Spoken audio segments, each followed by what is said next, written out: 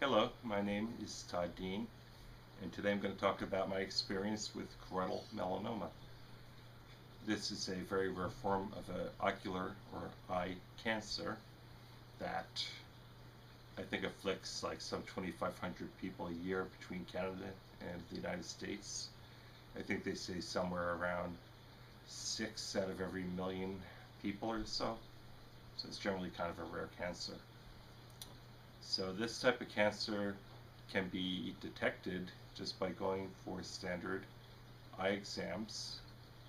Generally, when you just go to have your eyes checked, if you're going for like a vision, just to see if you're going to get glasses or a prescription change or anything like that.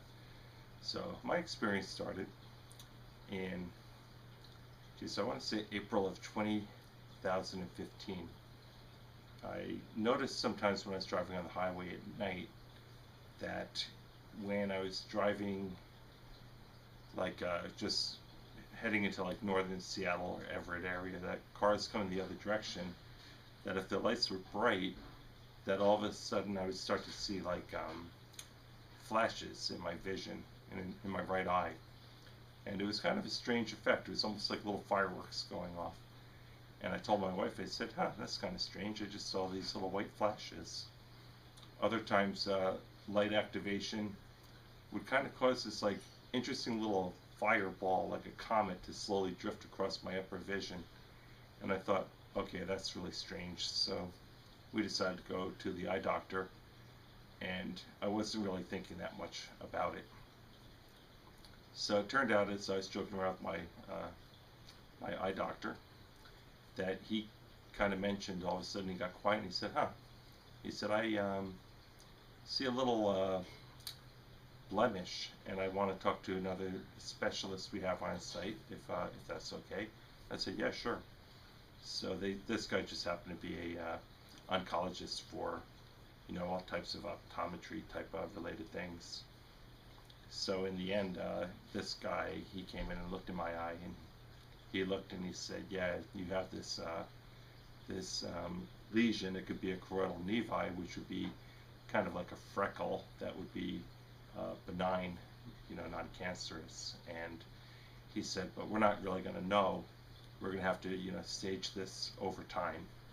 So generally, he told me to come back in like, I believe it's like 4 months. So we go back, 4 months, and they had taken all kinds of optical like measurements. He did, some acoustical scans, and generally had visions of, I guess, the diameter. They call it the basal diameter of the tumor, and they said that was like 8.5 millimeters, and the thickness was categorized as being 2.4 millimeters in thickness. So generally, this is seen on the choroid of the eye, which is on the back part of the eye, and apparently it's the kind of outer layer over the soft part of the eye that's, gosh, I don't know, remember all of the vitreous or whatever they call that part of the eye, but it also is back around the part of the eye where you have your retina attached to the optic nerve that carries all those wonderful light photon messages to your brain. So in any event, the closer that tumor is to the optic nerve, the worse for prognosis for, I guess, preservation of eyesight. So the doctor told me at that point that they detected actual growth in the basal diameter and thickness, and they told me you're going to need to have this treated. So I scheduled for what they call brachytherapy, which is it's a radiation treatment where they take like a little gold bottle cap and they seed it with like iodine, I believe it's 125 radioisotope pellets that have a very short half-life, and they proceeded to dose the eye over a 7-day period. I believe the number was 8,500 grays, which it's a lot of radiation in general, but it's short short range, so to speak. The energy focuses mainly, they place through surgery this little bottle cap they suture it to the back of the eye so that the the gold actually is dense enough to make a one-way, like blockage of the radiation, so it keeps it from, like, reflecting back and penetrating the photons or gamma rays into your brain, but they just proceed out through your eye. And at that point, after 7 days, they actually removed the plaque. So after I had that surgery, I woke up and it was a weird experience being put out. I kind of remember joking around with doctors as I was wheeled into the theater, as they call it. And next thing I know, they told me that they'd count back from 10 or some numbers, but I don't really remember getting much past 10. So in any event, I woke up and felt a little sore and had this patch on my eye. They actually put a lead patch over your eyes so that you can still kind of go home and be around people. They don't want you to have this radiation energy propagating out, like if you're sleeping with your partner or anything like that. So long story short, after 7 days of a little bit of discomfort, you should want to move your eye around. It felt like there was like sand in my eye, because that plaque was back there and it was bulky. You just really generally kept your eye closed under the patch. You didn't really move your eye much. And I think I changed the bandage like once, and things didn't look very pretty. But surprisingly, the eye actually heals quick. Like the white parts of my eye were very red. It looked like I was, beat up or something for a few days, and then things kind of started to get back to normal. I think I went back to work after like 10 days, and I probably could have gone back even a few days sooner, but I was just like feeling sorry for myself and said I'd serve a few days off on that. In general, though, I was pretty lucky because my vision itself, I think they said the location of my tumor is about 10 o'clock.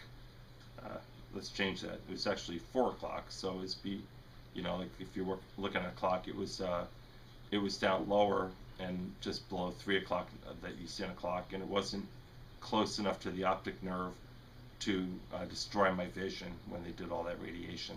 They were able to direct it away from my optic nerve. That doesn't mean, though, that in the future I won't have some issues. That much radiation going through like 8,500 grays over a 7-day period is just a lot of energy.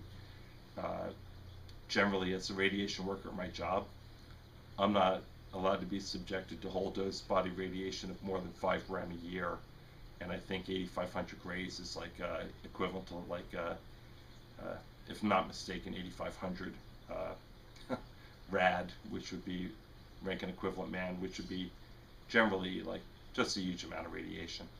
So generally it's not whole body dose, it's just being directed out through the eye, and the eye apparently as severity goes in the body, it's not like getting radiation directly in your heart or major organs, but still the outcome is that a large percentage of people that do experience brachytherapy do have visual acuity loss. Generally they say within the first 3 to 5 years, you'll potentially start to see some loss of vision.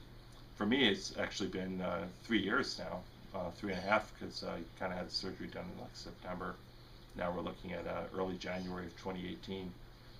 And in any event, I've been pretty lucky, but in the last several weeks I've noticed kind of when I looked with my corrected vision that my right eye that was treated is not clearly seeing very small letters. Like I definitely don't have 20/20 vision in that eye anymore, and I've thought about getting my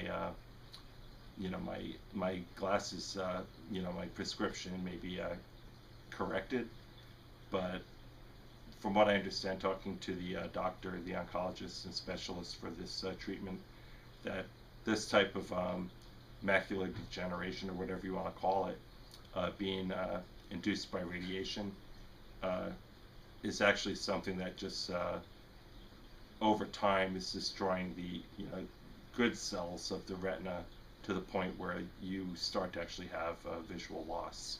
Nothing they can really do about that.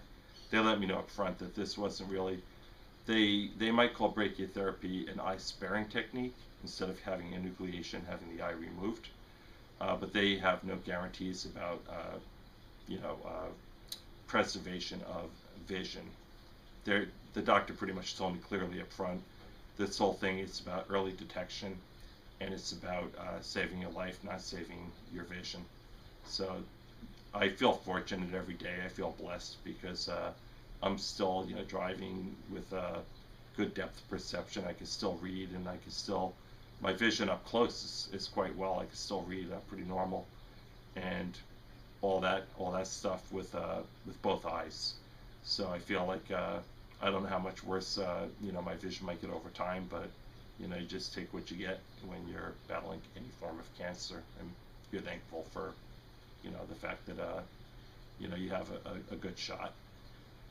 So there's a lot of horror stories about people that have choroidal melanoma. If you read statistics, it can be pretty unsettling because they'll tell you that over time, a population of percentage of people will have metastasis. They call it micrometastasis, where the this is I'm certainly not into medical. I'm more into like material science. So the the this is kind of like the type of thing where your eye recirculates a lot of blood through the I guess through the choroidal membrane and the optic nerve and all that. So it's very possible for a lot of people that even though that treatment was done, that there could be like a kind of like micro seeding, or if you will, pieces of the cancer that might have gone into the bloodstream and accumulate in different parts of the body, anywhere that blood goes. I mean, brain, lungs, heart. But primarily, the larger percentage of people that do have the misfortune of going into the metastasis find that it accumulates in the liver. And the outcome generally isn't great for people that run into that situation. Although, there's people claiming that they're trying new advances or, more experimental techniques. People are looking at this whole thing in cancer battles where they, generally trying to formulate concoctions or cocktails based on your DNA. And, there's hopeful advances that will be made to get better outcomes than people are currently getting if they go into metastasis with this whole thing about choroidal melanoma. For those that do have that, I just say people that have tried everything, depending, if there's no set rules for how long people can go. It depends on the size of the tumor and how long they've had it. In general, they call it aggressive. Some people can die within a year, and other people can treat and fight, excision and different types of surgeries, have fought for like, I think around 8 to 10 years max. But nonetheless, it's better to look at, this situation. At first it kind of consumes you. You think, oh my God, I'm going to die from this and all that. But as life goes on, you get back to work and you get busy and keep yourself occupied with all your projects and all that. You can't really think about all the things that could happen. You just got to think about the life that you have, and you got to just live every day remembering that every day that we have another day in this world is a good day. So the main thing is I would try to recommend people, as dumb as it might sound, to not become fixated or let this type of cancer define you, because I don't know if I'll be around through my 60s and 70s and beyond, or if it'll knock me down in the next 4 or 5 years. So for that reason, I generally think to myself that the way I live my life, I think I look at all the people that are special and dear to my heart, and remember to treat everybody nicely, and to remember that when you look at people in this world, you have no idea what people are dealing with. So it's generally it's just kind of good to be nice to people, because you don't know, somebody might be short with you or something. You might not know that they might have some horrific things going on in their life that are just stressing them out. or maybe the person's just a jerk, but it doesn't hurt to be nice anyway. So in any event, for me it's been, like I said, 3.5 years. I've had, blood work done. Generally they do blood work to make sure your liver functions are good, because that would tell you if they think anything's going wrong. You should go back to your optometrist, oncologist, like typically every few months at first, but then they start backing down the visits every 6 months to a year. If you're any type of a cancer survivor, you'll always be going for annual examinations just to try to keep ahead of the curve. That early detection is always your best defense against any form of cancer.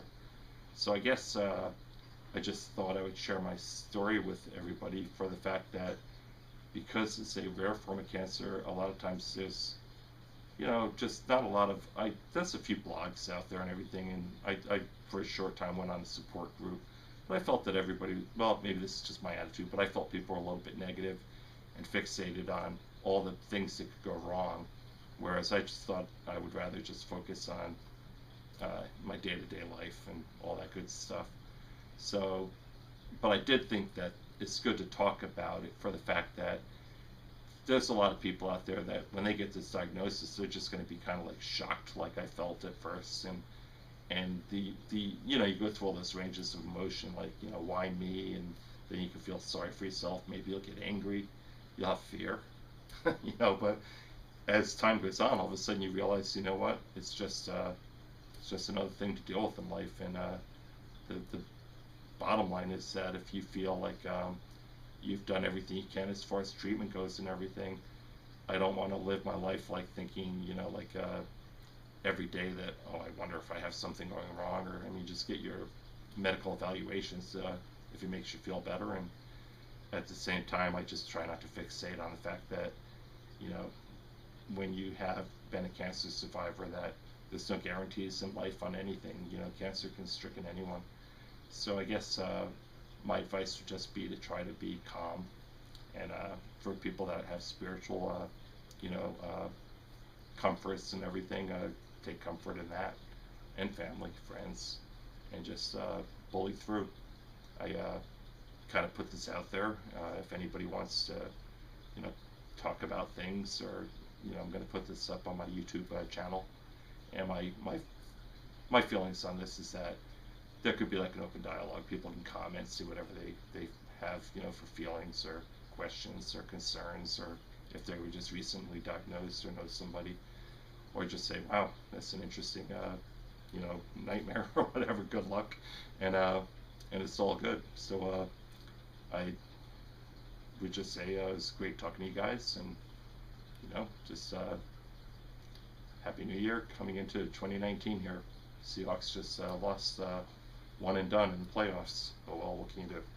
All right, it's great talking to you. Take care.